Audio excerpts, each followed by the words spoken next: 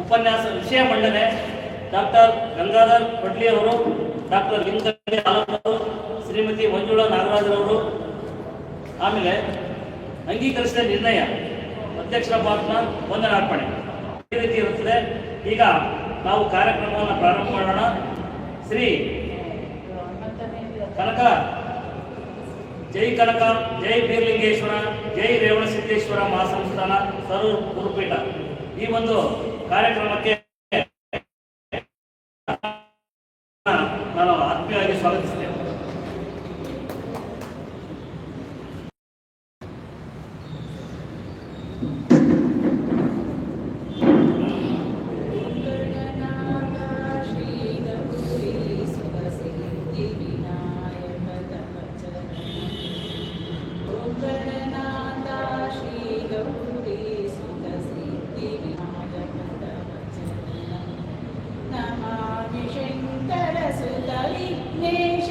गिरिजातनय तव चरणं नमामि शङ्कर सुत विघ्नेश गिरिजातनय तव चरणं ॐ गणनाथ श्री गौरी सुत सिद्धिविनायक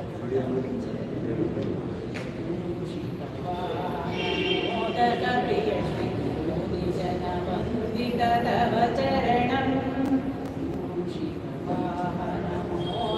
प्रिय श्री मुनिजन वन्दित तव चरणं करिमुख वरद कामित बलद श्री गजवदन तव चरणं करिमुख वरद कामित बलद श्री गजवदन तव चरणं ॐ गणनाथ श्री गौरी सुत सिद्धिविनायक तव चरणं सिद्धिविनायक तव चरणं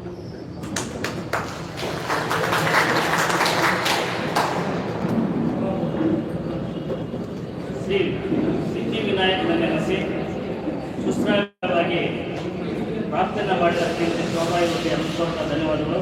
ಈಗ ಸಭಿಕರನ್ನು ಮತ್ತು ಗುರುಗಳನ್ನು ಸ್ವಾಗತಿಸಲಿಕ್ಕೆ ಬರ್ತಿದ್ದಾರೆ. ಬಾಬು ರಾಮಣ್ಣನವರು ನಿವೃತ್ತ ಪ್ರಾಚಾರ್ಯ.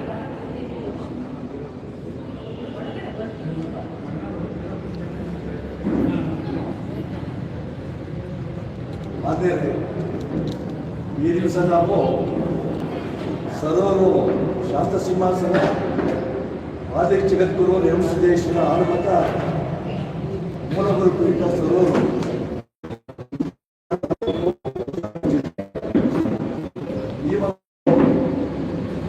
ವೇದಿಕೆಯಲ್ಲಿ ಈ ವೇದಿಕೆಯ ಸಾನ್ನಿಧ್ಯವನ್ನು ವಹಿಸಿರುವಂತಹ ಪರಮ ಪೂಜ್ಯ ಶ್ರೀ ಶ್ರೀ ಶರಭಯ್ಯ ಮಹಾಸ್ವಾಮೀಜಿಗಳು ನಿಯೋಜಿತ ವೃತ್ತಾಭಿಷೇಕ ಮಾಡಬೇಕೀಗ. ನಿಯೋಜಿತ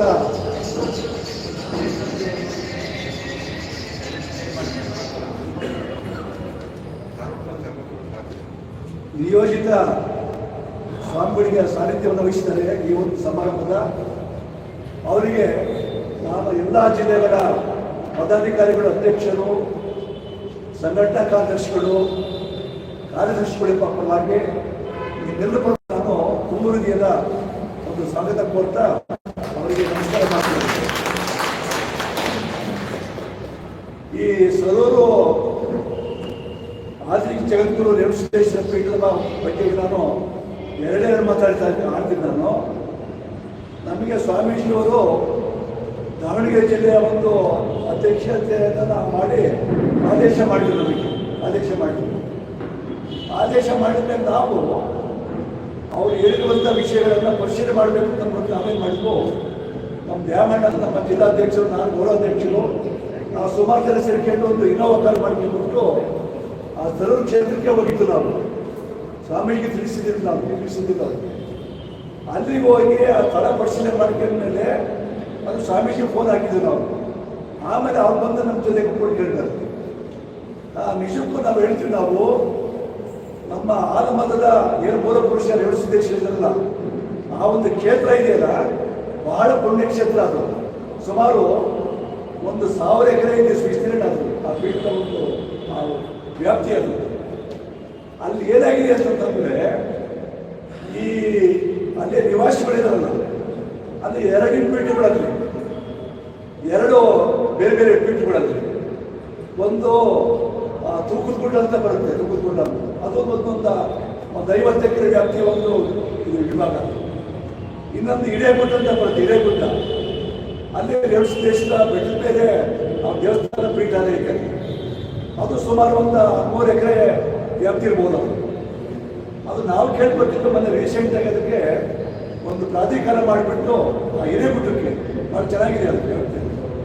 ಅಲ್ಲಿ ಛತ್ರಗಳು ಕಟ್ಟಬೇಕು, ಪ್ರವಾಸಿ ಮಂದಿರಗಳು ಕಟ್ಟಬೇಕು, ಗೆಸ್ಟ್ ಹೌಸ್ ಕಟ್ಟಬೇಕು. ತಮ್ಮ ಸರ್ಕಾರದಿಂದ 5 ಕೋಟಿ ಅಮೌಂಟ್ ಅದಕ್ಕೆ ರಿಲೀಸ್ ಮಾಡಿದ್ದಾರೆ. ಕೆಲಸ ಶುರುವಾಗಿದೆ. ಹಿರೇಗುಡ್ಡ ಭಾಳ ಅದ್ಭುತವಾಗಿದೆ. ಅದೇನಾಗಿದೆ ಅಂದರೆ 2 ಪೀಠಗಳ ಮಧ್ಯೆ ಸಾಮರಸ್ಯ ಇಲ್ಲ. ಈ ಪೀಠದ ಆ ಪೀಠಕ್ಕೆ ಹೋಗಿಲ್ಲ, ಆ ಪೀಠದಲ್ಲಿ ಅದೇ ಒಂದು ದೊಡ್ಡ ದುರಂತ. ಆಮೇಲೆ ಮನೆಗೆ ಸ್ವಾಮೀಜಿಗಳು ನಮಗೆ ಪರಿಚಯ ಮಾಡಿಕೊಟ್ರು ನಮಗೆಲ್ಲವ. ಇದ್ರ ನಾನು ಈ ಪೀಠಕ್ಕೆ ನಾನು ಸನ್ಯಾಸಿ ದೀಕ್ಷೆ ತಗೊಂಡಿದ್ದೀನಿ. ಪೀಠಕ್ಕೆ ನಾನು ನಿಯೋಜನೆ ಆಗಿಬಿಟ್ಟು ಪಟ್ಟಾಭಿಷೇಕ ಮಾಡ್ಕೋಬೇಕು ಅಂತ ನಾವು ತೀರ್ಮಾನ ಮಾಡ್ತೀವಿ ಅಂದ್ಬಿಟ್ಟು ಎಲ್ಲ ಅವರು ನಾವು ಅಲ್ಲಿ ಚರ್ಚೆ ಮಾಡಿ ಎಲ್ಲ ಕಡೆ ನನಗೆ ಪರಿಚಯ ಮಾಡಿಕೊಟ್ರು. ಆಮೇಲೆ ರೇವಣಸಿದ್ದೇಶ್ವರದ ಬಗ್ಗೆ ನಮಗೆ 15 ವರ್ಷ ಗೊತ್ತಿದ್ದಿಲ್ಲ ನಮಗೆ. ಅವರೆಲ್ಲ ನಮ್ಗೆ ಪರಿಚಯ ಮಾಡಿಕೊಟ್ರು ಪಾಪ ನಮಗೆ ಗೋತ್ನಲ್ಲಿ. ಅಲ್ಲಿ ರೇವಣಸಿದ್ದೇಶ್ವರ ದೊಡ್ಡ ಊರದು, ಹುಟ್ಟಿದ ಊರು ಅದು. ಕೊಲ್ಲಿಪಾಕಿ ಅಂತ ಬರುತ್ತೆ. ಕೊಲ್ಲಿಪಾಕಿ ಅದು ಆಂಧ್ರದಲ್ಲಿದೆ. ಅಲ್ಲೇ ಪವಾಡ ಮಾಡಿದ್ರು. ಕೊಲ್ಲಿಪಾಕಿ ಹುಟ್ಟಿದೂರನ್ನು ಹುಟ್ಟಿದೂರು ಸರೂರನೇ ಮುದ್ದೇಪೇಟೆ ತಾಲೂಕು ಬಿಜಾಪುರ ಜಿಲ್ಲೆ. ಅದೇ ಅವರ ಧಾರ್ಮಿಕ ಕ್ಷೇತ್ರ ಅಂತ ಹುಟ್ಟಿ ಎಲ್ಲ ಅವರು ಪವಾಡ ಮಾಡಿದ್ದು, ಎಲ್ಲ ಅವರು ಧಾರ್ಮಿಕ ಆಚರಣೆ ಮಾಡ್ತಿರೋದು ಅಲ್ಲೇನೆ. ಎಲ್ಲಿ ಸರೂರಿನಲ್ಲಿ ಕೊಲ್ಲಿಪಾಕಿ ಅಂತ ಬರ್ತದೆ, ಆಂಧ್ರದಲ್ಲಿ ಬರ್ತದೆ. ಅಲ್ಲಿ ಅವರು ಪವಾಡ ಮಾಡುವಂಥ ಜಾಗ ಆ ಕ್ಷೇತ್ರದಲ್ಲಿ ಅಡ್ಡಾಡಿಬಿಟ್ಟು ಅದೇ ಒಂದು ಶಾಖಾ ಪದ್ಧತಿ ಇರ್ತದೆ. ಈಗ ಏನಾಗಿದೆ ಅಂದರೆ ನಮ್ಗೆ ಕನ್ಫ್ಯೂಷನ್ ಆಗಿಬಿಟ್ಟಿದೆ ಅಂತ ಇವಾಗ. ಈ ಮೂಲ ರೇವಣಸಿದ್ದೇಶ್ವರ ಇದು ನಮ್ಮ ಆಲಮರದ ಮೂಲ ಪುರುಷರು ರೇವಣಸಿದ್ದೇಶ್ವರ.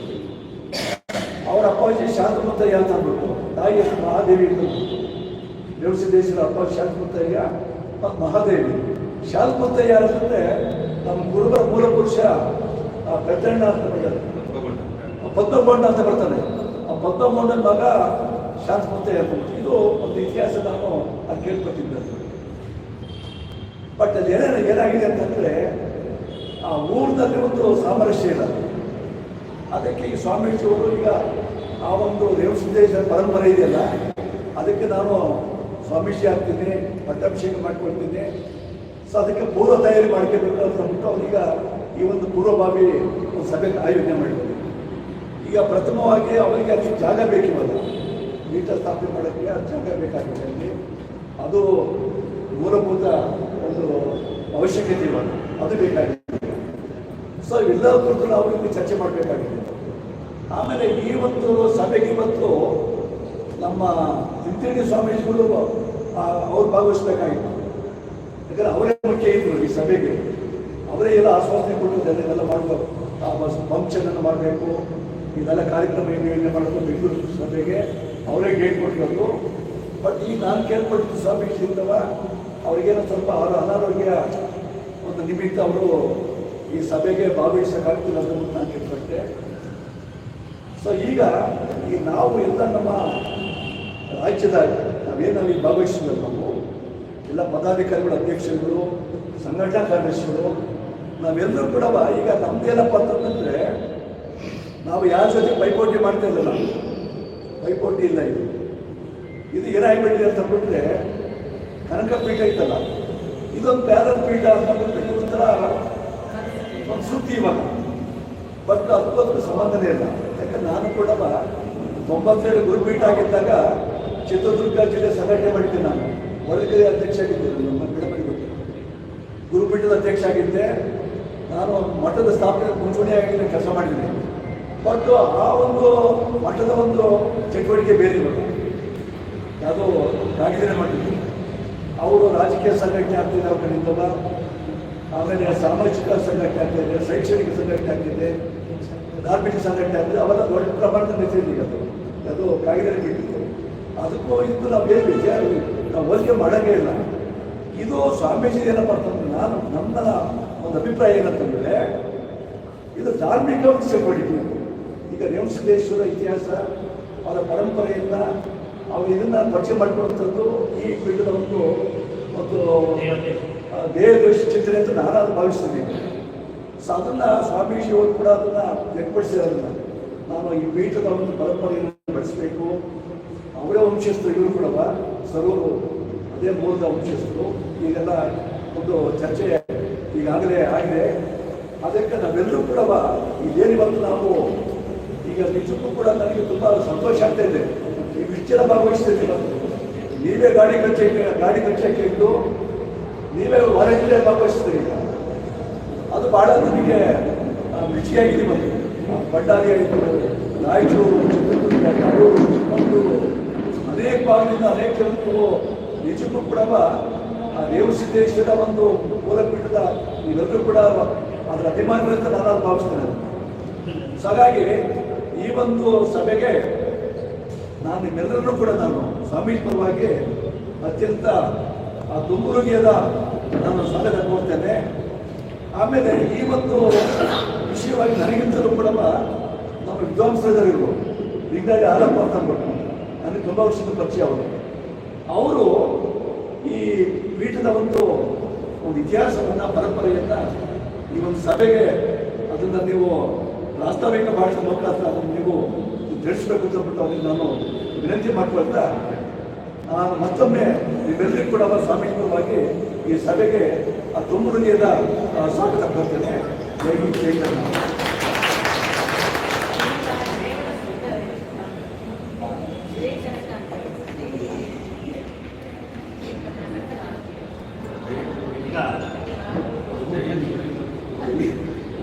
ಸ್ವಾಗತ ಮತ್ತು ಆ ಒಂದು ಸರೂರು ಜಗದ್ಗುರು ರೇವಣಸಿದ್ದೇಶ್ವರ ಒಂದು ಪೀಠದ ಮೂಲ ಪೀಠದ ಬಗ್ಗೆ ಸ್ವಲ್ಪ ಮಾಹಿತಿಯನ್ನು ಹಂಚಿಕೊಂಡಿರ್ತಕ್ಕಂಥ ಬಾಬುರ ಆನಂದ ಪಂಡಿತ ಧನ್ಯವಾದಗಳು.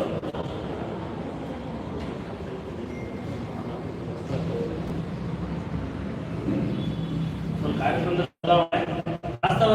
ವಾಸ್ತವಿಕವಾಗಿ ನಮ್ಮ ಡಾಕ್ಟರ್ ಲಿಂಗಳಿ ಆಲಪ್ಪನವರು ಈ ಒಂದು ಸಭೆಯನ್ನು ಗಂಗಾಧರ ಅವರು ನಮ್ಮ ಈ ಒಂದು ಪೀಠದ ಬಗ್ಗೆ ಸಂಪರಿಸುವವಾಗಿ ನಮಗೆಲ್ಲರಿಗೂ ತಿಳಿಪಡಿಸ್ತಾರೆ.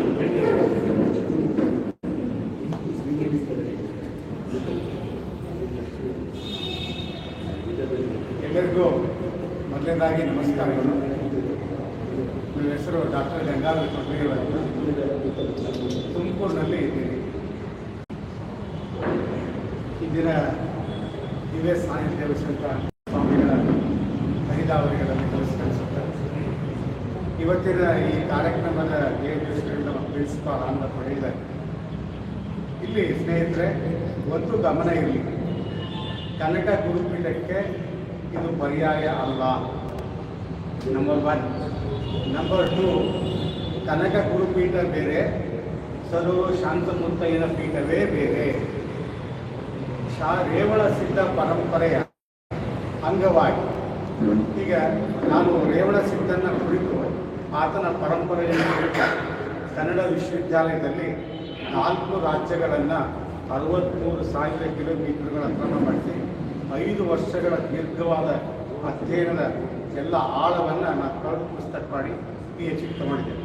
ಅದೇನೇ ಇರಲಿ, ಇಲ್ಲಿ ಏನಂದರೆ 11ನೇ ಶತಮಾನದ ಕೊನೆಯ ಭಾಗದ ಸಂದರ್ಭ ಮತ್ತು 12ನೇ ಶತಮಾನದ ಅಂತ್ಯದ ವೇಳೆಗೆ ಸುಮಾರು 117 ವರ್ಷಗಳ ಕಾಲ ಬಾಳಿ ಬದುಕಿದ್ದ ಸಿದ್ಧ ಪರಂಪರೆಯ ಸಿದ್ಧ ಪುರುಷ ರೇವಣ ಸಿದ್ಧ.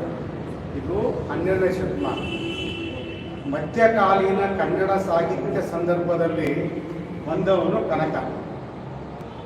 ಕನಕ ಒಬ್ಬ ಸಂತ, ಸಮಾಜ ವಿಜ್ಞಾನಿ, ಕೀರ್ತನಕಾರ, ಕವಿ ಮತ್ತು ಯೋಧ ಮತ್ತು ಗಣನಾಯಕ. ಅವನೇ ಬೇರೆ, ಇವರೇ ಬೇರೆ. ಇದು ಯಾಕೆ ಹೀಗೆ ಬಂತು, ಅವ್ರನ್ನ ಯಾಕೆ ಮುನ್ನೆಲೆಗೆ ತಂದರು ಅಂದರೆ, ಕನಕ ನಮಗೆ ಸಾಂಸ್ಕೃತಿಕ ನಾಯಕ. ಕನಕ ಅಂದ ತಕ್ಷಣ ನಮ್ಮ ಕಾರ್ ಮೇಲೆ, ನಮ್ಮ ಎಲ್ಲ ವೆಹಿಕಲ್ ಮೇಲೆ ಒಂದು ಜೈ ಕನಕ ಅಂತ ಬರ್ಕೊಂಡ್ರೆ ಅದೊಂದು ಐಕಾನ್ ಆಗಿ ಟ್ರೀಟ್ ಆಗುತ್ತೆ.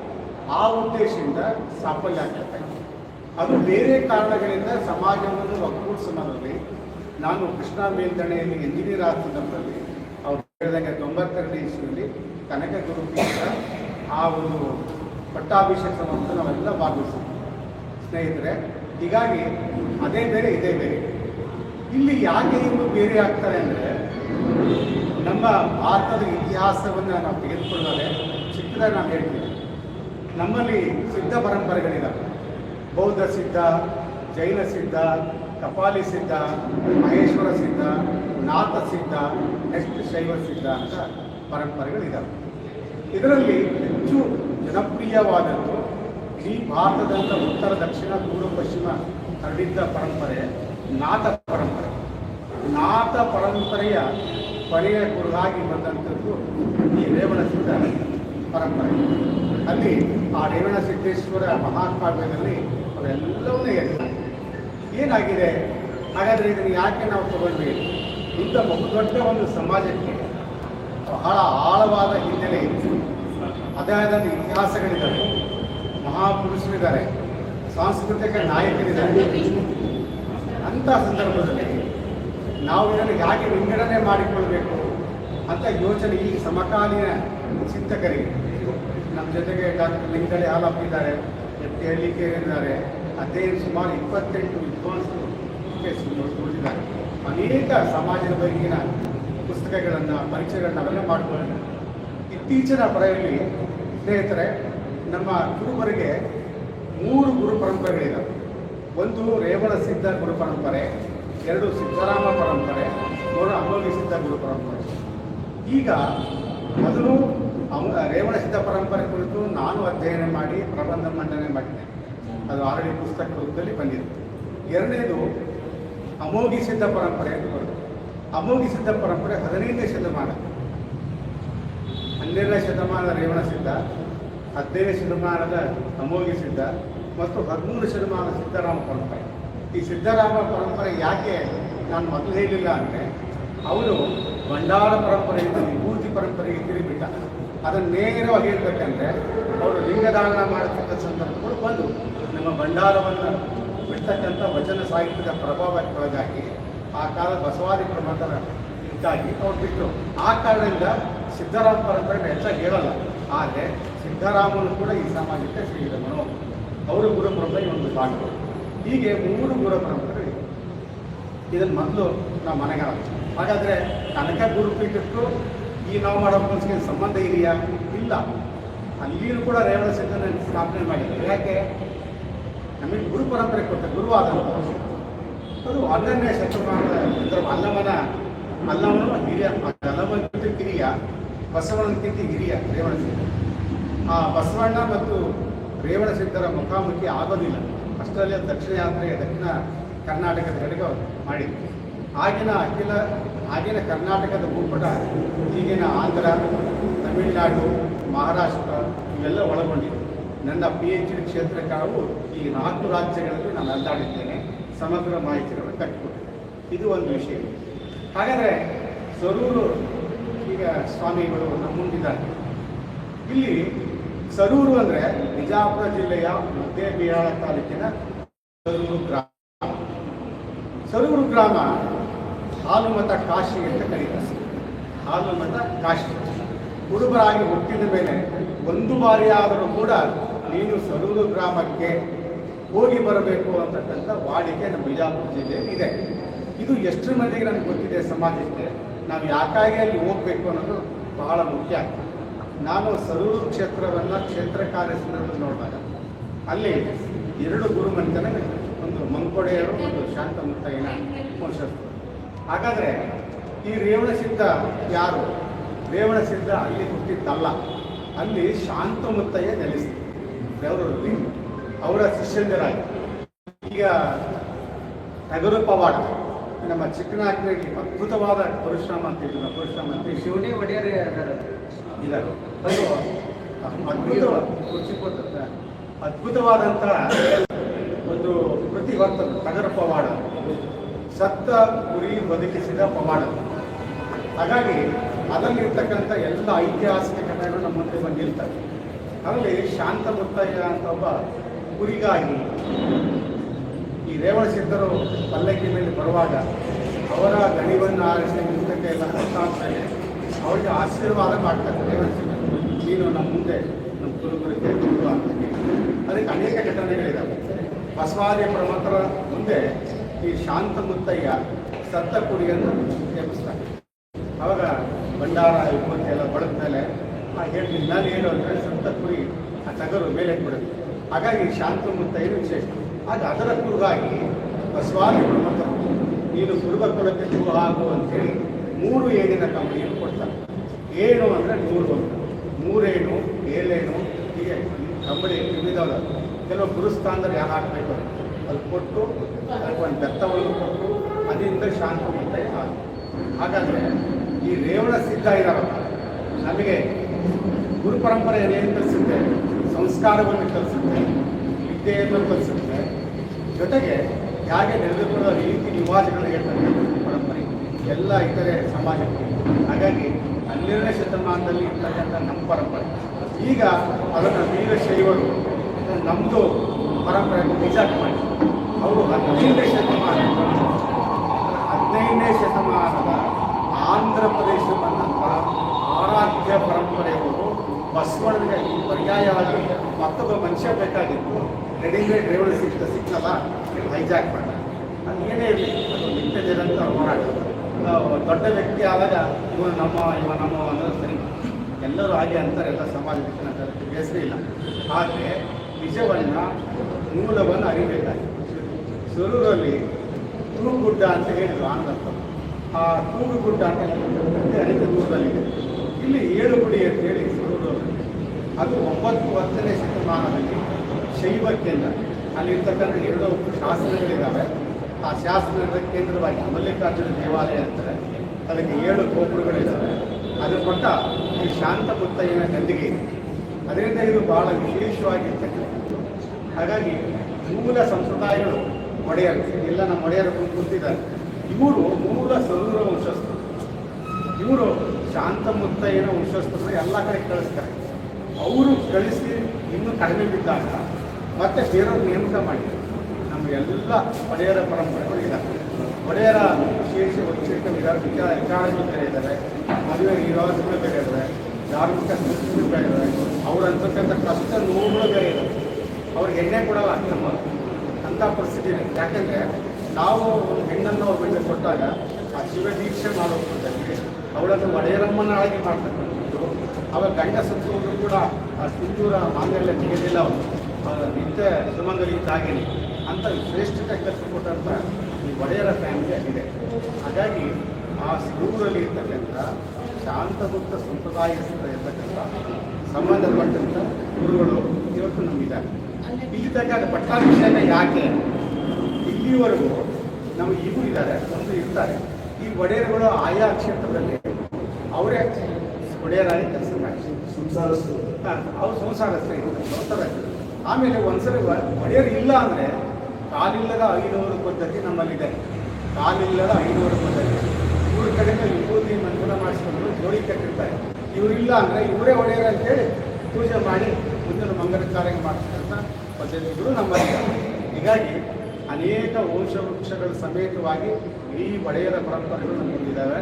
ಸುಮಾರು ಆ 10ನೇ ಶತಮಾನ 12ನೇ ಶತಮಾನದ ಈ ಕಾಲವರೆಗೂ 20ನೇ ಶತಮಾನ ತನಕ ಒಡೆಯರ ಪರಂಪರೆ ಹೋಗ್ತಾ ಇದೆ. ಅದನ್ನು ಉಳಿಸಬೇಕಾದ್ರೆ ಒಂದು ಜವಾಬ್ದಾರಿಯಿಂದ ಅನ್ನಿಸ್ತಾ ಪೀಠ ಬೇಕು. ಆಮೇಲೆ ಇವರೆಲ್ಲ ಸಂಸಾರಿಗಳಾಗಿದ್ದಕ್ಕೆ ಒಳ್ಳೆ ಕೆಲಸ ಮಾಡಲ್ಲ ಅಂತೇಳಿ ಮಾಡ್ತಾರೆ. ಸಂಸಾರಿ ಇದ್ದುಕೊಂಡು ಒಳ್ಳೆ ಕೆಲಸಗಳಾಗ್ತಾರೆ.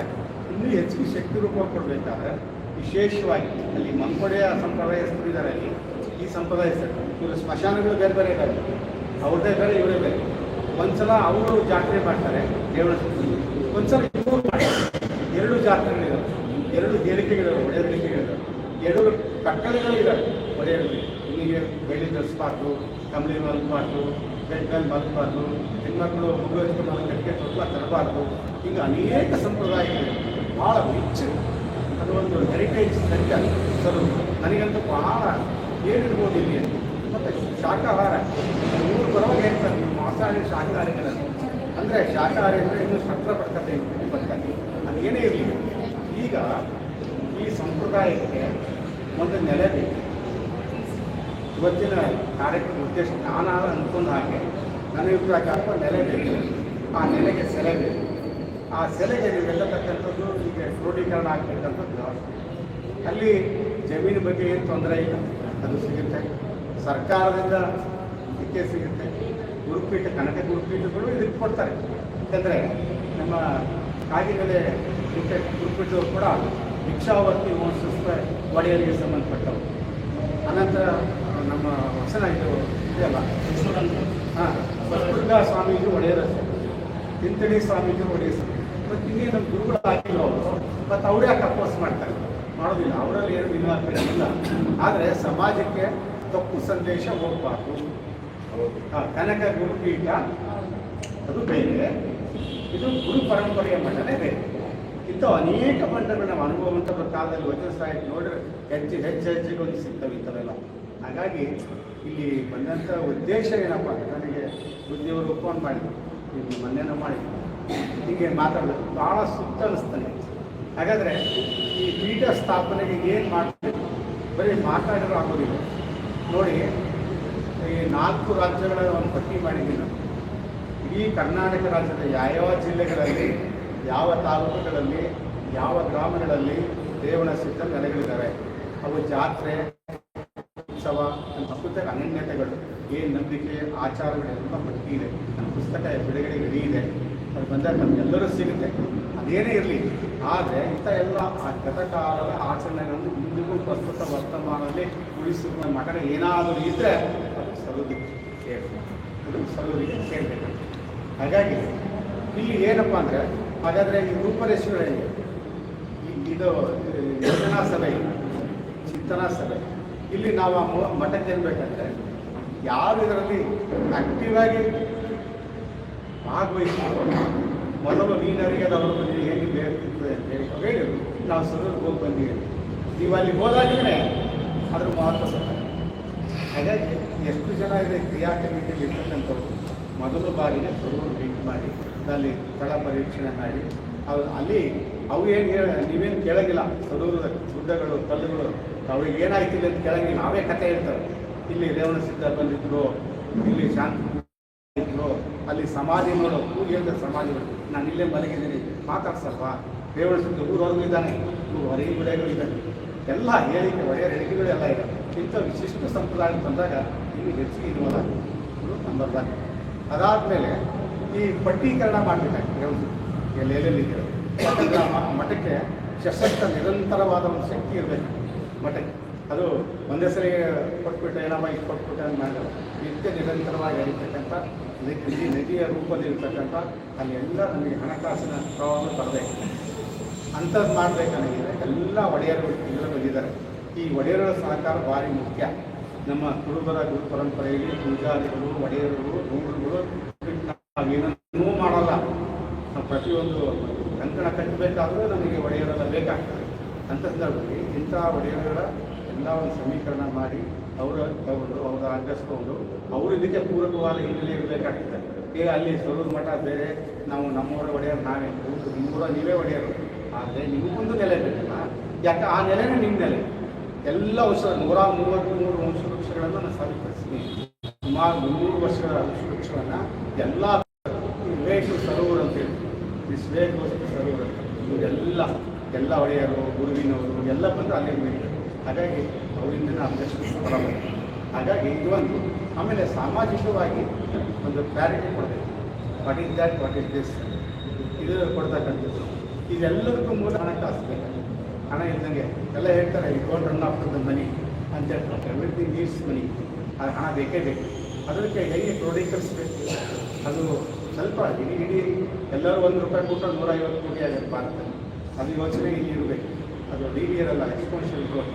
ಹಾಗಾಗಿ ಇಂಥವೆಲ್ಲ ಜೊತೆಗೆ ಅನೇಕ ರಾಜಕೀಯ ಮೇಡಮ್ ಇದ್ದಾರೆ, ಮುಖಂಡರಿದ್ದಾರೆ, BJP ಮುಖಂಡರಿದ್ದಾರೆ, ನಾಗಂದವರು ಕಾಂಗ್ರೆಸ್ ಮುಖಂಡರಿದ್ದಾರೆ, ಇಲ್ಲಿ ಏನೇನು ಇದ್ದಾರೆ.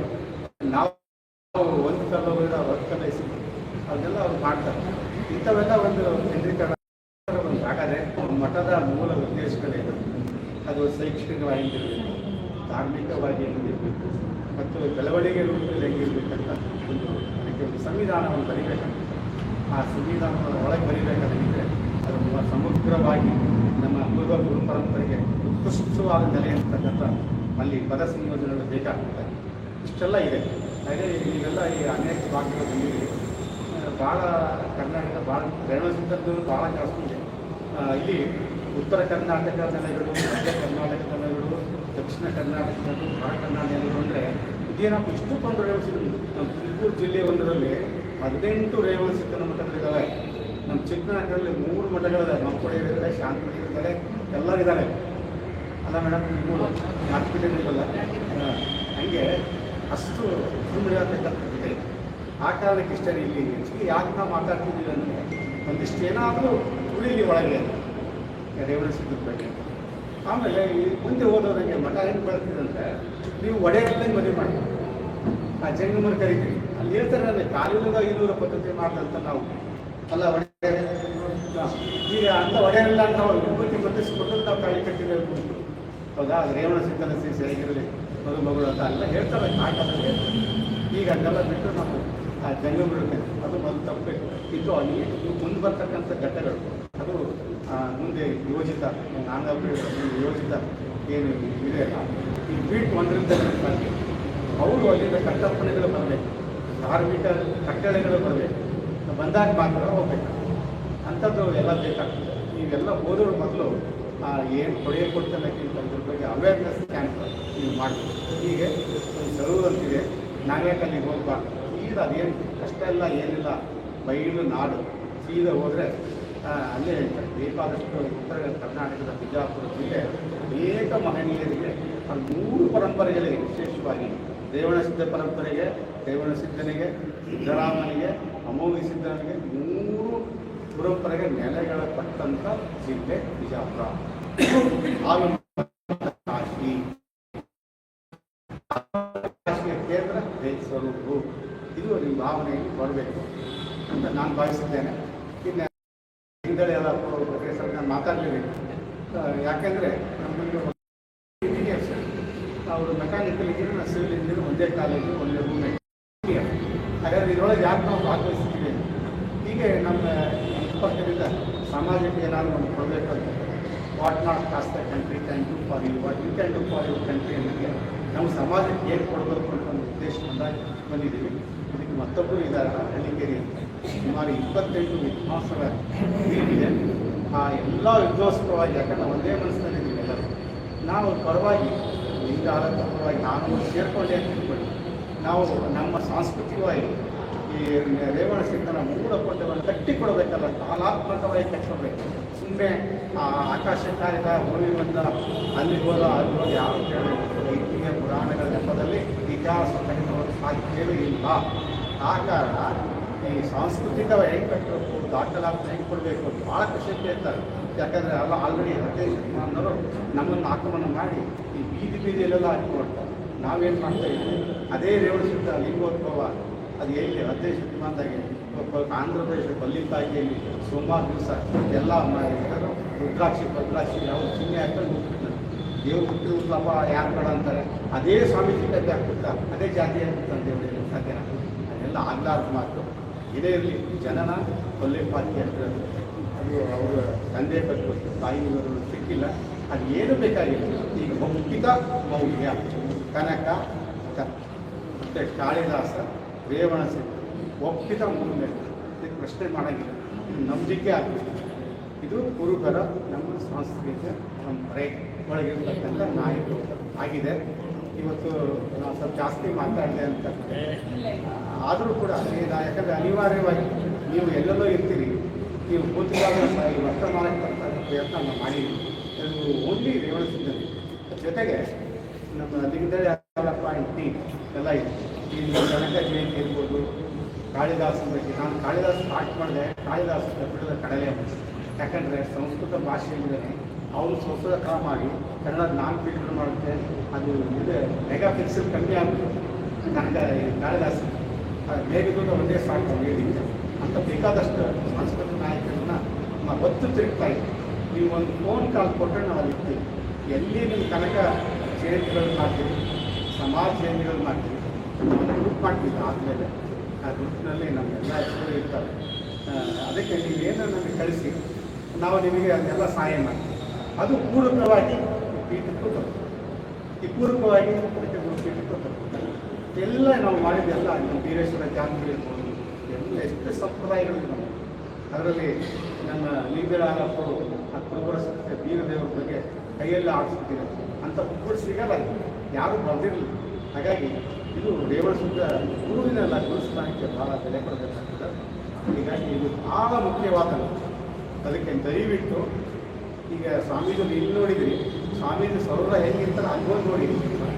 ಆವಾಗ ಆ ಸ್ಥಳ ಮಹಿಮೆ ನಿಮಗಾಗ ಸಿಕ್ಕಿತ್ತು, ಆ ತೂಗುಗೂಡದ ಗಾಳಿ ನಮ್ಮ ಮೇಲೆ ತೂಗಿತ್ತು ನನ್ನ ಭಾವನೆ. ಹಾಗಾಗಿ ಈ ಇಷ್ಟು ಮಾತು ಹೇಳಿ ಸಾಕು ಅನಿಸುತ್ತೆ.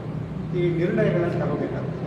ಹಾಗಾದರೆ ಮುಂದಿನ ನಡೆ ಏನು, ಯಾವ ಥರ ನಾವು ಪ್ರಚಾರ ಮಾಡ್ಬೋದು, ಆಮೇಲೆ ಎಲ್ಲಿ ನಾವು ಇದು ಕ್ರೋಢೀಕರಣ ಸ್ಟಾರ್ಟ್ ಮಾಡಬೇಕಾಗುತ್ತೆ, ಅದಕ್ಕೆ ಏನು ರಚನೆ ಮಾಡಬೇಕಲ್ಲ, ಬೈಲಾಸ್ ಎಲ್ಲ ಇದೆ, ಅದು ಮಾಡಬೇಕು. ಆಮೇಲೆ ಸ್ವಾಮೀಜಿಯವರ ಹೆಸರನ್ನು ಆ ಜೊತೆಗೆ ಪ್ರಪೋಸ್ ಮಾಡೋದು ಭಾಳ ಮುಖ್ಯ. ಯಾಕೆ ಇನ್ನೊಂದು ಮಾಡ್ತಿದ್ವಿ, ನಮ್ಮ ಗುರು ಒಡೆಯರಲ್ಲಿ ಅವರು ಗುರು ಒಡೆಯರ್ ಅಂತೀವಿ, ಗುರು ಒಡೆಯ ಅಂತೀವಿ, ಅವರು ಸಂಸಾರ. ಆದರೆ ವಿಶೇಷವಾಗಿ ಶರ್ಮಯ್ಯ ಮಹಾಸ್ವಾಮಿಗಳು ಅವರು ಸನ್ಯಾಸತ್ವವನ್ನು ಸ್ವೀಕರಿಸಿ ಒಂದು ಪೀಠ ಒದಗಿಸಿದ್ರು. ಈ ನಮ್ಮ ಗುರುಗಳ ಚರಿತ್ರೆ ಒಡೆಯರ ಪರಂಪರೆ ಪ್ರಥಮ ಸಾಧ್ಯ. ಇದು ಗಟ್ಟಿತನ ಬೇಕು. ಅದು ಸಂಸಾರ ಆಗೋದು ಸುಲಭ, ಸನ್ಯಾಸ ಆಗೋದು ಲಕ್ಷ ಪಟ್ಟ ಕಷ್ಟ. ಅಲ್ಲಿ ಅನೇಕ ಸಂವೇದನೆಗಳು ಎಲ್ಲ ಇರ್ತದೆ. ಅದೇನೇ ಇರಲಿ, ಇದು ಅದನ್ನು ಮಾತಾಡೋದು ಅಲ್ಲ. ಬಟ್ ನಮಗೂ ಸಿಕ್ಕಿರಲ್ಲ ನಮ್ಮ ಪೀಠಕ್ಕೆ ಹೀಗಿರಲಿ ಅಂತ. ಸುತ್ತಮುತ್ತಲು ಹೋದಾಗ ಅಲ್ಲಿ ಮನಗುಳಿ ಅಂತಿದೆ, ಬೇಕಾದಷ್ಟು ಕ್ಷೇತ್ರಗಳು ಉದ್ಯೋಗ ರೇಟ್ ಲಿಸ್ಟ್ ಮಾಡಿಕೊಡ್ತಾರೆ. ಅಂದರೆ ಬೇರೆ ಎಲ್ಲೆಲ್ಲಿ ರೇವಿಸುತ್ತೆ ಮಾಡಿದಾಗ ನಿಮಗೆ ಇನ್ನಷ್ಟು ಕಾನ್ಸಂಟ್ರೇಟ್ ಆಗ್ತದೆ ಮೈಂಡಲ್ಲಿ. ರಿಪೀಟೆಡ್ ಟೀಚ್ ಮೇಕ್ಮೆಂಟ್ಸ್ ಬರ್ತಾರೆ. ಅದಕ್ಕೆ ಆ ಥರ ಒಂದು ಯೋಚನೆಯಲ್ಲಿ ಮಾಡಿ ಈ ಸಭೆಯಲ್ಲಿ ಇದು ನನ್ನ ಸ್ಥಳೀಯ ಇದೆ. ಈ ನಿರ್ಣಯಗಳು ಏನು ತಗೋಬೇಕು ಅನ್ನೋದು ನೀವು ಈಗ ನಾನು ಬರೀಬೇಕಾಗ್ತದೆ. ಈಗ ನಾವು ಪ್ರೆಸ್ ಕಾನ್ಫರೆನ್ಸಿಗೆ ನನಗೆ ಕೊಡಬೇಕನ್ನೋದಿಲ್ಲ. ಇಲ್ಲಿ ನಿರ್ಣಯಗಳು ಹೋಗ್ತದೆ. ಈ ನಿರ್ಣಯಗಳು ಭಾಳ ಟೆನೆಕ್ಸ್ ಫಾರ್ಮಲ್ಲಿ ಹೋಗುತ್ತೆ. ಅದಕ್ಕೆ ಇದೆಲ್ಲ ತೊಗೊಂಡೋದ್ಮೇಲೆ ಹಿಡಿತಾ ಇರ್ತದೆ ಹೇಳಿ ಇನ್ನೆಲ್ಲ ದಯವಿಟ್ಟು ಆ ನೋಟ್ಬುಕ್ನಲ್ಲಿ ಸೈನ್ ಮಾಡಿ ಬಿಟ್ಟು ನಂಬರ್ ಫೋನ್ ಮಾಡಿ ಕೊಟ್ಟರೆ ನಾವೊಂದು ಗ್ರೂಪ್ ಮಾಡ್ತೀವಿ ಮಾಡಿ ಸ್ವಾಮಿ ನಿರಂತರ ಕಾಂಟ್ಯಾಕ್ಟಲ್ಲಿ ನಾವೆಲ್ಲ ನೀವು ಎಲ್ಲಿ ಮನೆ ಬರ್ಲಿಕ್ಕೆ ಬರಕ್ಕೆ ಹೇಳಿ ನನ್ನ ಮಾತು ಮುಗಿಸ್ತಾನೆ. ಇನ್ನು ಮುಂದೆ ಹೇಳಿ ಕುರುಬರ ಕಾಶಿ ಸರು ಮಹಾಸಂಸ್ಥಾನ ಅಂತ ವಿಚಾರವಾಗಿ ನಮಗೆ ಕಾಶಿಯ ಒಂದು ಮಹತ್ವವನ್ನು ತಿಳಿಸಿರ್ತಕ್ಕಂಥ ಡಾಕ್ಟರ್ ಗಂಗಾಧರ ಕೊಡ್ಲಿ ಅವರಿಗೆ ಧನ್ಯವಾದಗಳು. ಈಗ ಒಂದು ಬದಲಾವಣೆ, ಎಲ್ಲರೂ ತಮ್ಮ ತಮ್ಮ ಪರಿಚಯನ ಮಾಡ್ಕೋಬೇಕಾಗಿದೆ. ಮೊದಲು ಇದು ಕಾರ್ಯಕ್ರಮಕ್ಕಿಂತ ಮುಂಚೆ ಆಗಬೇಕಿತ್ತು, ಕೆಲವರು ಬರೋದ್ರಿಂದ ಈಗ ಅದನ್ನ ಮಾಡೋಣ. ಈಗ ತಮ್ಮ ಎಲ್ಲ ಸಹ ಪರಿಚಯವನ್ನು ಮಾಡ್ಕೋಬೇಕಾಗಿ ನೆನೆಸ್ಕೊಂಡು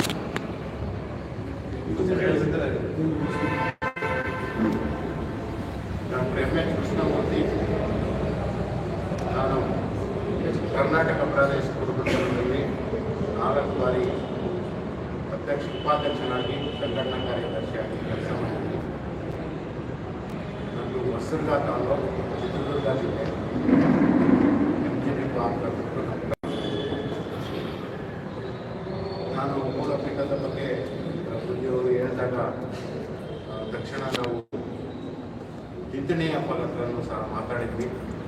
ಅವರು ಹುಷಾರಿದೆ ಬಂದಿಲ್ಲ ಅಂತ ಗೊತ್ತಾಯಿತು. ಆದರೂ ಎಲ್ಲ ಇನ್ನೊಂದು ಜನ ಗಂಗಾಧರ ಅವರು ಒಳ್ಳೆಯ ಸ್ನೇಹಿತರು, ತುಂಬ ಸವಿವಾರವಾಗಿ ಸರೂರಂದ್ರೇನು, ಮೂರು ಕುರುಬ ಪರಂಪರೆ ಯಾವ ರೀತಿ ಇದೆ ಅನ್ನೋದನ್ನು ತುಂಬ ಅಚ್ಚುಕಟ್ಟಾಗಿ ಈಗ ಕೆಲವರ ಒಂದು 2 ನಿಮಿಷ ಈ ಕೆಲವರ ಭಾವನೆಗಳಲ್ಲಿ ಏನಾಗಿದೆ, ಯಾವ ಕಾರಣಕ್ಕೂ ಜನಕಗುಡ್ಡಕ್ಕೆ ಜೊತೆಯಲ್ಲಿ ಹೋಗಬೇಕು, ಅದಕ್ಕೆಲ್ಲರೂ ಒಪ್ಪಿಗೆ. ಅದೇ ರೀತಿ ಗಂಗಾಧರ ಕೊಡ್ಲಿಯವರು ಹೇಳಿದರು, ಕನಕಗುಡ್ಡ ಜೊತೆಗೆ ಏನು ಸರೂರಿದೆಯೋ ರೇವಣಸಿದ್ದೇಶ್ವರ ಅಂತ ಜಯಂತಿಯನ್ನ ಈ ಒಂದು ಮಠ ಇದೆಯಲ್ಲ ಇದು ಮಾಡಬೇಕಾಗ್ತದೆ. ರೇಣುಕಾಚಾರ್ಯ ಅನ್ನೋದನ್ನು ತೆಗೆಸಿ ರೇವಣಸಿದ್ದೇಶ್ವರ ಜಯಂತಿಯನ್ನು ಮಾಡಬೇಕಾಗ್ತದೆ. ಆ ಆ ಒಂದು ಇದಕ್ಕೆ ಎಲ್ಲರೂ ಸಹ ತುಂಬ ಇದಾಗಿದ್ದಾರೆ. ನಿಜಕ್ಕೂ ಇಷ್ಟು ವರ್ಷದೊಳಗೆ ಈಗಾಗಲೇ ನಮ್ಮ ಗಂಗಾಧರ ಕೊಳ್ಳಿಯವರು ಹೇಳಿದ ಪ್ರಕಾರ ಅದಕ್ಕೆ ಸಿರೂರಿಗೆ ಮತ್ತೆ ರೇವಣಸಿದ್ದನ ಜನ್ಮಸ್ಥಳಕ್ಕೆ, ಕಾರ್ಯಸ್ಥಳಕ್ಕೆ, ಐಕ್ಯ ಸ್ಥಳಕ್ಕೆ ಅಷ್ಟೊಂದು ಮಹತ್ವ ಇದೆ. ಆ ಮಹತ್ವವನ್ನು ತಿಳಿಸ್ಕೊಡ್ತಾರೆ ಎಲ್ಲರಿಗೂ. ಅದೊಂದೇ ನಿಟ್ಟಿನಲ್ಲಿ ರೇವಣಸಿದ್ದನ ಅಭಿವೃದ್ಧಿ, ರೇವಣಸಿದ್ದನ ಶ್ರೇಯಸ್ಸು ನಮ್ಮ ಸಮಾಜಕ್ಕೆ ಆಗ್ತಕ್ಕಂಥದ್ದು, ಇದನ್ನು ಮಾತ್ರ ಗಮನದಲ್ಲಿಟ್ಕೊಂಡು ನಮ್ಮ ಕನಕ ಗುರುಪೀಠನ ಜೊತೆಯಲ್ಲಿ ಕರ್ಕೊಂಡು ಅದನ್ನು ಎಷ್ಟು ಅಭಿವೃದ್ಧಿ ಮಾಡಬೇಕು ಅಷ್ಟು ಅಭಿವೃದ್ಧಿ ಮಾಡ್ತಕ್ಕಂಥದ್ದು ಬಹಳ ಮಾಡ್ತಾ ಇದೆ. ನಮ್ಮ ಭಾರತ ದೇಶದ ಶಪರ್ಡ್ ಅಧ್ಯಕ್ಷಿಣಿಯಾದಂಥ ನಮ್ಮ ಪ್ರಭಾವತಿ ಅವರಿದ್ದಾರೆ, ಇನ್ನು ನಮ್ಮ ಮಂಜುಳಾ ನಾಗರಾಜ್ ಅವರಿದ್ದಾರೆ, ಇನ್ನು ಆಲ್ದಳ್ಳಿ ನಮ್ಮ ಲಿಂಗಪ್ಪರು ಇದ್ದಾರೆ, ನಾಲಪ್ಪರು ಅವ್ರ ಜೊತೆಯಲ್ಲಿ ನಾವು ತುಂಬ ಕೆ ರವಿ ಜೊತೆಯಲ್ಲಿ ತುಂಬ ಟೂರ್ಮೆಂಟ್ ಮಾಡ್ತೀವಿ, ಬಿದ್ರಿ ಅವರು ಎಲ್ಲರ ಜೊತೆಯಲ್ಲಿ. ನಿಜಕ್ಕೂ ಒಳ್ಳೆ ಟೀಮ್ ಇದೆ, ಸಾಹಿತಿಗಳಿದ್ದಾರೆ. ಜೊತೆಗೆ ಎಲ್ಲ ಯಾವ್ಯಾವ ರೀತಿ ನಾವೆಲ್ಲ ಕೆಲವರು ಆ ಸರೂರ್ ಬಗ್ಗೆ ಗಮನ ಇಲ್ಲ, ಓದಿಲ್ಲ, ಜ್ಞಾನ ಇಲ್ಲ, ಕೂತಿರ್ಬೋದು. ಬಟ್ ಅದ್ರ ಬಗ್ಗೆ ಜ್ಞಾನ ಇರೋರು ಇಲ್ಲಿದ್ದಾರೆ. ಲಿಂಗದಳ್ಳಿ ಯಾರಪ್ಪರು ಇರ್ಬೋದು, ಒಡ್ಡಿಯವರು ಇರ್ಬೋದು, ನಮ್ಮ ಕನಕ ಪತ್ರಿಕೆ ಹನುಮಂತಪ್ಪರು ಸಹ ಹೋಗಿದ್ದಾರೆ. ನಮ್ಮ ದ್ಯಾಮಣ್ಣವರು ಮತ್ತು ಆನಂದಪ್ಪರು ಸರೂರು ಓದಿ ಬಂದಿದ್ದಾರೆ. ಈ ನಿಟ್ಟಿನೊಳಗೆ ದಯಮಾಡಿ ಅಭಿವೃದ್ಧಿ ಪಥಕ್ಕೆ ನಮ್ಮ ಬುದ್ಧಿಯವರ ಜೊತೆಗೆ ಕನಕ ಗುರುಪೀಠನು ನಾವೆಲ್ಲರೂ ಸೇರಿ ಒಟ್ಟೊಟ್ಟಿಗೆ ತೆಗೆದುಕೊಂಡು ಹೋಗಿ ಅದನ್ನು ಒಂದು ಐತಿಹಾಸಿಕ ಸ್ಥಳ, ಆಮೇಲೆ ರೇವಣಸಿದ್ದನ್ನ ಮೃಗ ಸಮಾಜ ಎಷ್ಟು ಮಟ್ಟಿಗೆ ಇಟ್ಕೊಂಡಿದೆ. ಈಗ ಸುಮಾರು 33 ವರ್ಷದ ಹಿಂದೆ ಯಾವ ರೀತಿ ಆಯಿತು, ಕನಕ ಗುರುಪೀಠಕ್ಕೆ ಎಷ್ಟು ಮಹತ್ವ ಜನ ಮನಗಳಲ್ಲಿ ಅದು ಕೊಂಡ್ಕೊಂಡಿದೆಯೋ ಅದೇ ರೀತಿ ಇವತ್ತು ಇಲ್ಲಿ ಪ್ರಾರಂಭ ಆಗಿರೋ ಜಾಗದಿಂದ ನಮ್ಮ ಸಿರೂರು ರೇವಣಸಿದ್ದೇಶ್ವರನ ಮಠ, ಒಡೆಯರ ಪರಂಪರೆ ಇವೆಲ್ಲವೂ ಸಹ ನಾವುಗಳು ಇವತ್ತು ಅಂಬೆಗಾಲಿಡ್ತಿದ್ವಿ. ಅದು ಹೆಚ್ಚಿನ ಒಂದು ಶಕ್ತಿಯನ್ನು ಕೊಟ್ಟು ಅದು ಮಾಡಿದರೆ ಅದಕ್ಕೆ ಸಾರ್ಥಕ ಆಗ್ತದೆ ಅಂತ ಎಲ್ಲರಿಗೂ ಈ ಸಂದರ್ಭದಲ್ಲಿ ಕೇಳ್ತೀನಿ. ಇದು ಸೂಕ್ಷ್ಮ ವಿಚಾರ, ಯಾಕಂದರೆ ಬೇರೆ ಅರ್ಥ ಬರಬಾರ್ದು. ಗಂಗಾಧರ ಕೊಳ್ಳಿ ಅವರು ಹೇಳಿದ್ದಾರೆ, ಬೇರೆ ಅರ್ಥ ಬರಬಾರ್ದು. ಕನಕ ಗುರುಪೀಠಕ್ಕಾಗಿರ್ಬೋದು, ಈ ನಮ್ಮ ಸಿರೂರು ಮಠಕ್ಕಾಗಿರ್ಬೋದು, ಬೇರೆ ಅರ್ಥ ಬರಬಾರ್ದು. ಎರಡು ಒಂದೇನೆ. ಆಮೇಲೆ ಇನ್ನೊಂದು, ಮೊನ್ನೆ ಸಿದ್ದರಾಮಯ್ಯನವರು ತುಮಕೂರಿಗೆ ಬಂದಿದ್ದಾಗ ಭಾಳ ಸಿಟ್ಟಲ್ಲಿ ಮಾತಾಡಿದ್ರು. ಎಲ್ಲಿಯೂ ನೀವು ಹಾಲುಮತ ಪದವನ್ನು ಬಳಸಬೇಡಿ. ನಮ್ಮ ಪ್ರಭಾವತಿಯರಿಗೆ ಗೊತ್ತಿರಬೇಕು, ಅವ್ರ ಎದುರಿಗೆ ಆಯ್ತು. ಅದ್ರ ಬಗ್ಗೆ ಮಾತಾಡ್ತೀನಿ. ಹಾಂ, ಎಲ್ಲೂ ಕುರುಬ ಅಂತಲೇ ಪದವನ್ನು ಬಳಸಿ. ಇದರಿಂದ ಹೆಚ್ಚಿನ ಒಂದು ನಮ್ಮದು ಕಡಿಮೆ ಅನ್ನುವಂಥ ಮಾಹಿತಿಯನ್ನು ಹೇಳಿದ್ರು. ದಯಮಾಡಿ ನಮ್ಮ ಈ ಇದರಲ್ಲಿ ಹಾಲುಮತ ಸಮಾಜ ಬಂಧುಗಳು ಬಂದಿರೋದ್ರಿಂದ ಈಗ ಮುಂದೆ ಬರಬೇಕಾದ್ರೆ ಕುರುಬ ಸಮಾಜದ ಬಂಧುಗಳು ಬರಬೇಕು ಅಂತ ದಿನ ಮಾಡ್ತಾರೆ.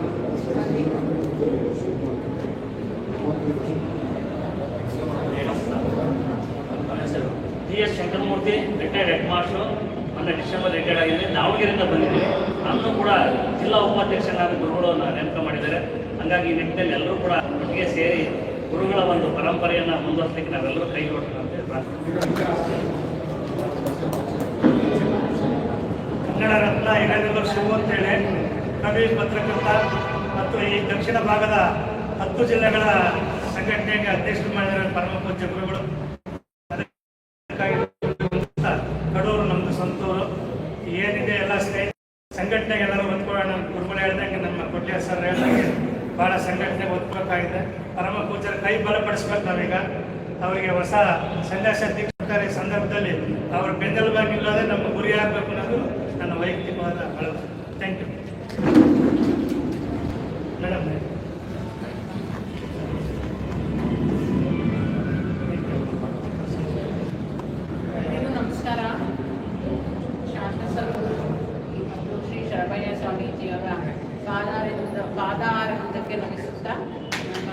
ಮಾತಾಡೋಕ್ಕೆ ಇಷ್ಟಪಡ್ತೀನಿ. ಹಿಂದೆ ನಾವು ಚಿಕ್ಕವರಿದ್ದಾಗ ನಾನು ಮೂಲಕ ರಾಷ್ಟ್ರೀಯ ಮತದಾನ ಬಂದು ಬೇಸ್ ಮಲೆಯಪ್ಪನವರು ಅಂತ ನಮ್ಮ ತಂದೆಯವರು ಜಮೀನ್ದಾರ್ ಬೇಸ್ ಮಲೆಯಪ್ಪನವರು ಅಂತ. ನಾನು 30 ವರ್ಷದಿಂದ ಬಿಪಿಗೆ ಕೆಲಸ ಮಾಡ್ತಾ ಇದ್ದೀನಿ. ರಾಜ್ಯ ರಾಷ್ಟ್ರ ಮಟ್ಟದಲ್ಲಿ ಹೆಣ್ಮಕ್ಳು ಕೆಲಸ ಮಾಡ್ತಿರೋದು.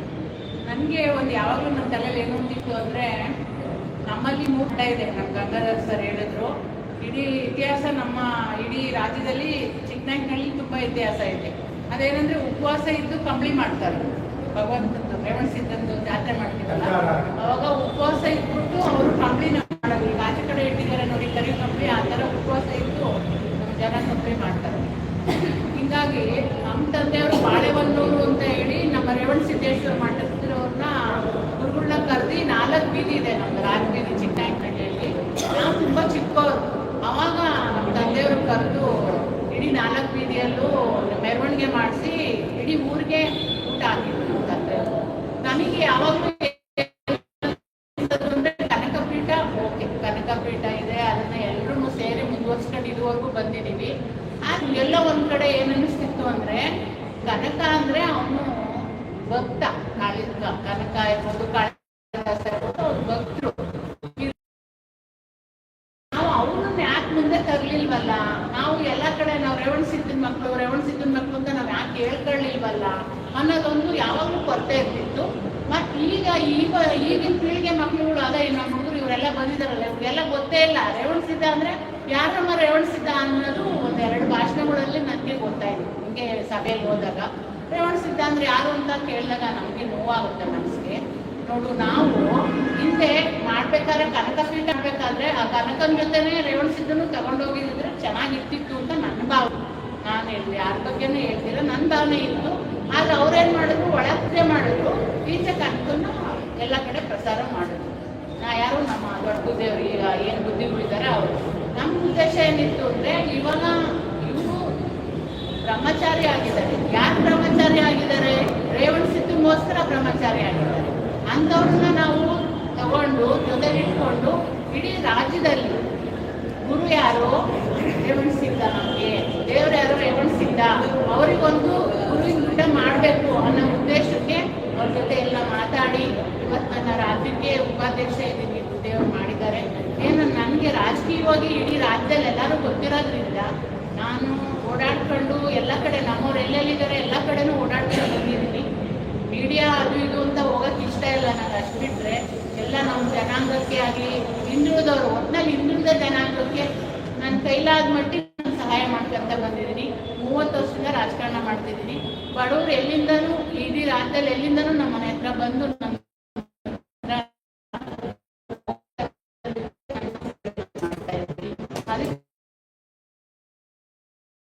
ಸರೂರು ಮೂಲಪೀಠದಲ್ಲಿ ನೀವು ಗುರುಗಳಾಗಬೇಕು. ಈಗ ನಮ್ಮ ಜನಕ್ಕೆ ಯಾರು ಎಲ್ಲಿ ಮಾಡ್ತಿಲ್ಲ. ನಾನು ರಾಜಕೀಯವಾಗೂ ಹೇಳ್ತೀನಿ, ಇದು ಪಾರಮಾರ್ಥಿಕವಾಗೂ ಹೇಳ್ತೀನಿ. ಯಾಕಂದ್ರೆ ನಮ್ಮವು ಎಲ್ಲ ಒಂದು ಮೂಲೆ ಸೇರ್ಕೊಂಡಿದ್ದಾರೆ ಜನ ಎಲ್ಲ. ಯಾಕಂದ್ರೆ ಅವ್ರಿಗೆ ಬಲ ಇಲ್ಲ, ಅವ್ರಿಗೆ ಹೇಳೋರು ಯಾರು ಇಲ್ಲ, ಕೇಳೋರು ಯಾರು ಇಲ್ಲ. ನೋಡಿದ ಮಟ್ಟಿಗೆ DC ಗಳ ಹತ್ರ, AC ಗಳ ಹತ್ರ ಎಲ್ಲ ಮಾತಾಡಿ ನಮ್ಮ ಜನಗಳಿಗೆ ಅನ್ಯಾಯ ಏನಾಗಿದೆ ಅದು ನೋಡಿ ಅಂತ ನಾವು ಫೋನ್ ಮಾಡಿ ಹೇಳ್ತೀವಿ. ಬಟ್ ನಮ್ಮ ಜನಕ್ಕೆ ಗೊತ್ತಿರಲ್ಲ ನಾನು ಹೇಳ್ದೆ ಮಾಡಿದೆ ಅಂತ. ಆ ಕೆಲಸ ಎಲ್ಲರ ಕೈಲೂ ಆಗಲಿ ಅನ್ನೋ ಉದ್ದೇಶಕ್ಕೆ ನಾನು ತಮ್ಮಗಳಿಗೆ ಹೇಳ್ತಿರೋದು. ಯಾಕೆಂದ್ರೆ ನಾವು ಕುರುಬರು ಅಂದ್ರೆ ಒಂಥರ ಅಸಡ್ಡೆ ಜನಕ್ಕೆ. ರಾಜಕೀಯವಾಗೂ ಅಷ್ಟೇ, ಸಾಮಾಜಿಕವಾಗೂ ಅಷ್ಟೇ, ಏನೋ ಒಂಥರ ಅಸಡ್ಡೆ ಮಾಡಿದ್ದಾರೆ. ಇವತ್ತು ಹಿಂದುಳಿದ ವರ್ಗ ಯಾವುದೇ ಇರ್ಬೋದು, SC ಇರ್ಬೋದು, ST ಇರ್ಬೋದು, ಒಟ್ಟಿನಲ್ಲಿ ಹಿಂದುಳಿದಿರೋರು ಹಂಗೆ ಬಿದ್ದಿರಲಿ ಅನ್ನೋ ಒಂದು ಉದ್ದೇಶ ದೊಡ್ಡ ಒಂದಿದಕ್ಕೆ. ಆದರೆ ಇಡೀ ರಾಜ್ಯದಲ್ಲಿ ಹಿಂದುಳಿದ ವರ್ಗ ಒಟ್ಟಿಗೆ ಆದರೆ ಯಾರು ಏನೂ ಮಾಡೋಕ್ಕಾಗಲ್ಲ. ಯಾಕೆಂದರೆ ಮುಂದುವರೆದ ಜನಾಂಗದಿಂದ ನಂಬಿರೋರು ನಾನಿದ್ದೀನಿ. ಯಾಕೆಂದರೆ ಇವತ್ತು ನಾವು ಎಲ್ಲೋ ಇರಬೇಕಾಗಿತ್ತು, ನಮ್ಮ ಜನಕ್ಕೂ ಅನುಕೂಲ ಆಗ್ತಿತ್ತು. ಈಗ ಅವರೇ MLAಗಳಾಗಬೇಕು, ಅವರೇ ಮಿನಿಸ್ಟ್ರುಗಳಾಗಬೇಕು, ಅವ್ರುಗಳೇ ಕಾಲೇಜ್ಗಳು ತೆರಿಬೇಕು, ಇಂಜಿನಿಯರ್ ಕಾಲೇಜ್ಗಳು ತೆರಿಬೇಕು, ಮೆಡಿಕಲ್ ಕಾಲೇಜ್ಗಳು ತೆರಿಬೇಕು. ನಮ್ಮವ್ರು ಏನೂ ಆಗಿಲ್ಲ. ಹಿಂದುಳಿದವ್ರು ಎಷ್ಟು ಜನ ಆಗಿದ್ರಿ ನಿಮಗೆಲ್ಲ ಗೊತ್ತಿರೋಂಥ ವಿಚಾರ. ಎಷ್ಟು ಜನ ಆಗಿದ್ರಿ, ಲೀಡ್ರುಗಳು ಎಷ್ಟು ಜನ ಇದ್ದೀರಿ? ಮಾಡಿಲ್ಲ, ಇದೀವಿ, ಮಾಡಿಲ್ಲ, ಮುಂದಕ್ಕೆ ಬಿಡಲ್ಲ ನಮ್ಮನ್ನ. ಅದಕ್ಕೋಸ್ಕರ ನಮ್ಮ ಶಕ್ತಿ ಏನಿದೆ, ನಾವೇನಿದೆ, ನಮ್ಮ ಗುರುಗಳೇನಿದ್ದಾರೆ ಅಂತ ನಾವು ತೋರ್ಸೋಂಥ ಉದ್ದೇಶ ಬರಲಿ.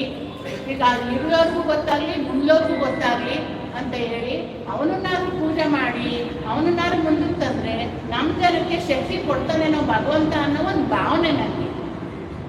ಯಾಕೆಂದ್ರೆ ಅವನನ್ನ ನಾವು ಮೂಲೆಗೆ ಇಟ್ಟಿದ್ದೀವಿ ಅನ್ನೋದು ನನಗೆ. ಯಾಕೆಂದ್ರೆ ಗೊತ್ತಿಲ್ಲ, ಎಲ್ಲಿ ಜಾತ್ರೆ ಮಾಡಲ್ಲ, ಅವನಿಗೋಸ್ಕರ ಒಂದು ದಿನನೂ ಇಲ್ಲ, ಏನಿಲ್ಲ. ಬುದ್ಧಿಯವರು ಮೊನ್ನೆ ರೇಣು ಜಯಂತಿನ ರೇವಣ ಸಿದ್ಧ ಜಯಂತಿನ ರೇಣು ಜಯಂತಿ ಅಂತ ಮಾಡ್ತಾವ್ರೆ ಕಣವ ಅಂತ ನನಗೆ ಹೇಳಿದ್ರು. ಅದು ನಮ್ಗೆ ಭಾಳ ನೋವು. ಮಾಡ್ತೀವಿ, ನಾವು ಮಾಡೇ ಮಾಡ್ತೀವಿ. ಯಾಕಂದ್ರೆ ನಮ್ಮ ಕಡೆ 3 ಮಠ ಇದೆ, ಮಾಡ್ತೀವಿ. ಅದರಿಂದ ಕನ್ನಡಲ್ಲಿ ಮನವಿ ಮಾಡೋದೇನಂದ್ರೆ ಕನಕನೇ ಬೇರೆ ರೇವಣ ಸಿದ್ಧನೇ ಬೇರೆ ಅಂತ ಯಾರ ಮನಸ್ಸಲ್ಲೂ ಬರಬಾರ್ದು. ಈಗ ಅವರು ಹಿಂದೆ ಹೇಳಿದ್ರು ನಮ್ಮ ಸಿದ್ದರಾಮಯ್ಯನವರು, ನಾನು ಮಾಡಿ ಕನಕಪೀಠ ಅಂತ ಮಾಡಿದ್ರು. ಅವ್ರ ತಲೆಗೆ ಬಂದಿದ್ದು ಅದು ಅವತ್ತು.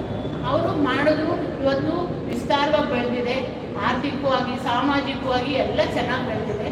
ಅದ್ರ ಒಟ್ಟಿಗೆ ನಮ್ಮ ರೇವಣ ಸಿದ್ಧನ್ನು ನಾವು ಬೆಳೆಸ್ಬೇಕು. ನಾವು ಬೆಳೆಸೋದಲ್ಲ, ಅವನೇ ನಮ್ಮನ್ನು ಬೆಳೆಸ್ಬೇಕು. ಅವನಿಗೊಂದು ಹೂವು ಇಡಬೇಕು ಅನ್ನೋದು ಅಷ್ಟೇ. ಇಡೀ ರಾಜ್ಯದಲ್ಲಿ ಅವನಿಗೊಂದು ನಾವು ಹೂವು ಇಡಬೇಕು. ಅದನ್ನೊಂದು ಹೂವಿನ ಊಟ ಮಾಡಬೇಕು ನಮ್ಮ ಉದ್ದೇಶಕ್ಕೆ. ಅವರು ಮದುವೆಯಿಂದ ಸನ್ಯಾಸಿಯಾಗಿ ದೀಕ್ಷೆ ತಗೊಂಡಿರೋಂಥದ್ದು. ಮತ್ತು ಅವ್ರಿಗೆ ತುಂಬ ಹಲವು ತಲೆಯಲ್ಲಿ ತುಂಬ ಯೋಜನೆಗಳಿವೆ. ನಾವು ಅದನ್ನೇ ಯೋಚನೆ ಮಾಡ್ತಿದ್ವಿ, ಅದು ಅವ್ರಿಗೆ ಇತ್ತು.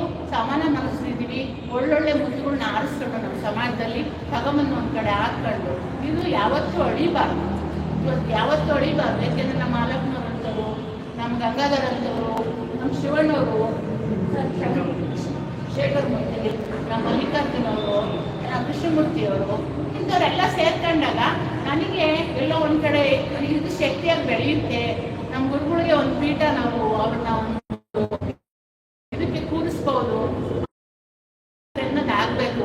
ಈಗಿನ ಗುರುಗಳು ಯಾರಾದ್ರೂ ಕರೆದ್ರೆ ಮಾತ್ರ ಅಷ್ಟೇ. ಇವಾಗ ಇವರು ಓಡಾಡೋ ಗುರುಗಳಾಗಬೇಕು ಅನ್ನೋ ಉದ್ದೇಶ ನಂದು. ಯಾಕೆ ಅಂದರೆ ರಾಜಕೀಯವಾಗಿ ಅಂತಲ್ಲ, ರಾಜಕೀಯವಾಗಿ ಸಾಮಾಜಿಕವಾಗಿ ಎಲ್ಲ ಹಿಂದುಳಿದಿದ್ದೀವಿ. ಅದನ್ನ ನಮ್ಮ ಜೊತೆ ತಿಳಿಸೋಂಥದ್ದಾಗಬೇಕು. ಇವತ್ತೇನಾಗಿದ್ದೀವಿ ನಾವು ಅಂದರೆ, ಒಂದು ಊರಲ್ಲಿ ಒಂದು ಬೀದಿಲಿ SC ಕಾಲೋನಿ ಮಾಡ್ಕೊಂಡವ್ರಲ್ಲ, ಹಂಗೆ ನಮ್ದನೂ ಎಲ್ಲರೂ ಮಾಡಿದ್ದಾರೆ. ನಾನು ನೋಡಿರೋದು, ನನಗೆ ನೋವಾಗಿರೋಂಥ ವಿಚಾರ. ಹೋಗಿ ಅಲ್ಲ ಅವ್ರಿಗೆ ಏನು ಮೂಲಭೂತ ಸೌಕರ್ಯಗಳು ಬೇಕು, ನಾನು ಮುಂದೆ ನಿಂತು ಮಾಡಿಸ್ಕೊಟ್ಟು ಬಂದಿದ್ದು ನಮ್ಮ ಜನಗಳಿಗೆ. ಯಾಕೆಂದ್ರೆ ಅವ್ರಿಗೆ ಯಾರು ಹೇಳೋರೇ ಇಲ್ಲ. ಇವ್ರು ಹೇಳ್ಬೋದು ನಾವೆಲ್ಲ ಮಾಡಿದ್ದೀವಿ ಅಂತ, ಯಾರು ಮಾಡಿಲ್ಲ. ಅದು ನಾನೇ ಹೇಳ್ತೀನಿ, ಇಡೀ ರಾಜ್ಯದ ಜನದ ಮುಂದೆ ನಾನು ಹೇಳ್ತೀನಿ. ನಮ್ಮನ್ನ ಯಾರು ನೋಡಿಲ್ಲ, ಎಲ್ಲ ತುಂಬ ಬಡವರು, ಅವರಿಗೆ ಓದೋದಿಲ್ಲ, ಬರೆಯೋದಿಲ್ಲ, ಅವ್ರ ಮುಂದೆ ಕಳಿಸೋರಿಲ್ಲ. ಇವತ್ತು ಸರ್ಕಾರದ ಸವಲತ್ತುಗಳು ಅವ್ರಿಗಿಲ್ಲ. ಯಾಕೆಂದ್ರೆ ಅವ್ರು ಕೇಳೋ ಸ್ಥಿತಿನೂ ಇಲ್ಲ, ಅವ್ರನ್ನ ಯಾರು ಕರೆಯೋದು ಇಲ್ಲ. ಅವ್ರನ್ನೇನು ಆಚೆ ನಿಲ್ಲಿಸಿ ಮಾತಾಡಿಸಿ ಕಳಿಸ್ತಾರೆ. ಕೆಲವು 4 ಕಾಸೇನೋ ಇಟ್ಕೊಂಡಿರೋರು ಅಲ್ಲಿ ನಿಲ್ಲಿಸ್ಬಿಟ್ಟು ಕಳಿಸ್ತಾರೆ. ಅದಕ್ಕೆ ನಾವು ಈ ನಮ್ಮ ಗುರುಗಳು ಒಟ್ಟಿಗೆ ನಮ್ಮ ಸಂಘಟನೆ ಏನಾಗಬೇಕು, ನೀವೆಲ್ಲೆಲ್ಲಿಂದ ಬಂದಿದ್ದೀರಿ ಅವ್ರಿಗೆಲ್ಲ ಶಕ್ತಿಯಾಗಿ ನಿಂತ್ಕೋಬೇಕು. ಮತ್ತೆ ಏನು ರಾಜಕೀಯವಾಗಿ ಅವ್ರಿಗೆ ಹಿನ್ನಡೆ ಆಗಿದೆ ನಮ್ಮ ಜನಕ್ಕೆ, ಅದನ್ನ ಮುಂದೆ ನಿಂತು ಕೊಡ್ಸೋಂಥದ್ದಾಗಬೇಕು.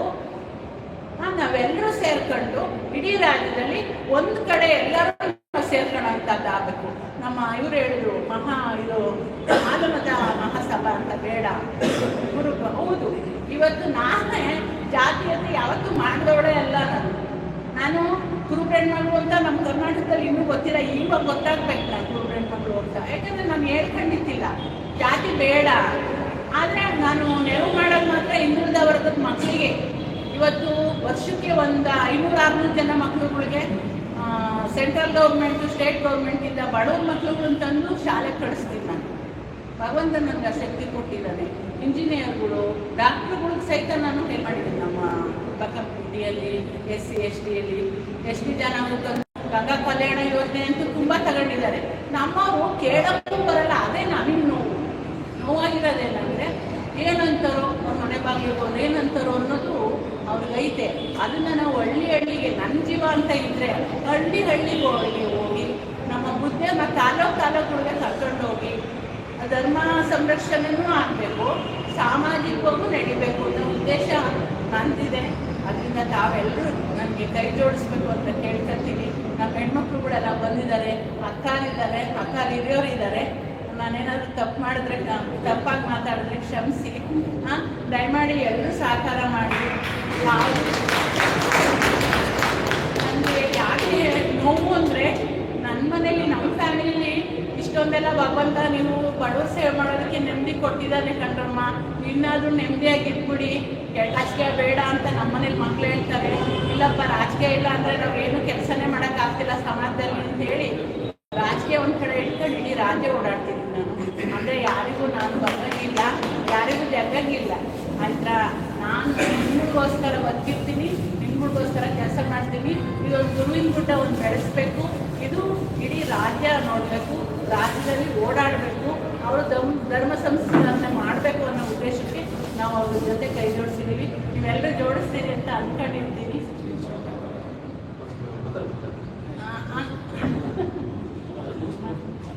ಅದರಿಂದ ನನಗೆ ಮಾತಾಡಲಿಕ್ಕೆ ಅವಕಾಶ ಮಾಡಿಕೊಟ್ಟಂತ ನಿಮ್ಮೆಲ್ಲರಿಗೂ ನಮಸ್ಕಾರ. ನಮ್ಮ ವಿದ್ಯೆಯವ್ರಿಗೆ ಹಾರ ಹಾಕ್ಬೇಕಂತ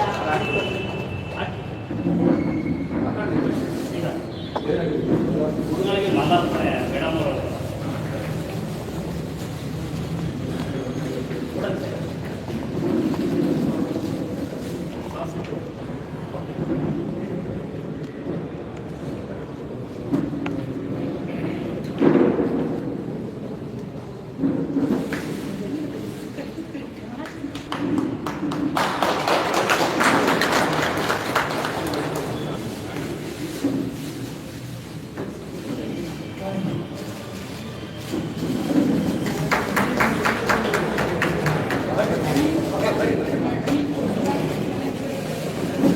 ಎಲ್ಲ ಹಂಗೆ ಕೂತ್ಕೋಬೇಕು.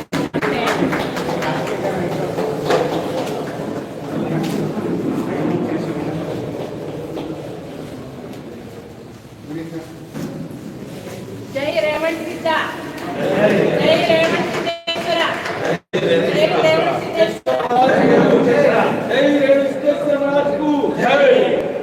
ಜೈ ಕನಕ ಮಹಾರಾಜ್ಗೂ, ಮಹಾರಾಜ್ಗೂ.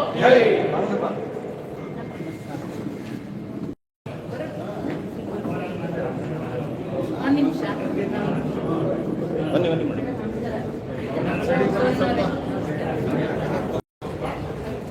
ನೋಡಿ ಮನೆ